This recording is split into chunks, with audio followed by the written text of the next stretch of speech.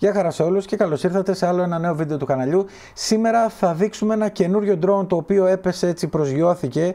Δεν είχαμε ιδέα ότι θα βγει κάτι καινούριο από την DJI. Το Mini 5 Pro περιμέναμε.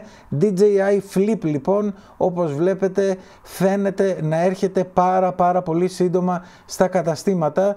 Έχει έναν ξεχωριστό σχεδιασμό από ό,τι έχουμε συνηθίσει. Οι έλικες θα διπλώνουν. Εδώ πέρα βλέπετε και στο FCC την καταγραφή που έχει γίνει στο FCC για την αδειοδότηση του συγκεκριμένου drone DJI Flip. Εκεί πέρα που βλέπετε ότι είναι και κίτρινο, είναι όπως το CE στην Ευρώπη. Το FCC είναι για την Αμερική. Εδώ βλέπετε μια φωτογραφία του νέου DJI Flip, το οποίο έχει αυτό τον περίεργο σχεδιασμό. Δεν μπορώ να καταλάβω 100% πώς είναι. Σίγουρα διπλώνουν οι έλικες και πάνε προς τα κάτω, κάπως όπως το Hover Air, αλλά μεμονωμένα φαίνεται να γίνεται αυτό το πράγμα.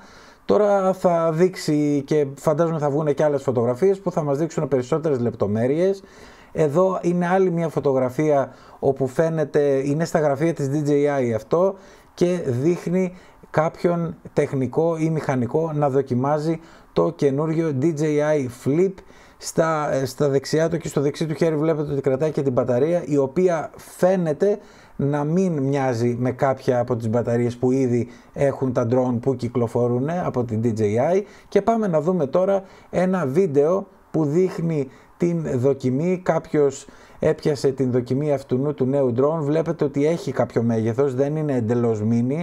Είναι στο Mini 4 Pro θα έλεγα το μέγεθός του, ίσως λίγο πιο μικρό. Έχει τα προστατευτικά στους έλικες και εδώ βλέπουμε την απογείωση. Αυτά. Ευχαριστώ πολύ που ήσασταν για άλλο ένα βίντεο κοντά στο κανάλι.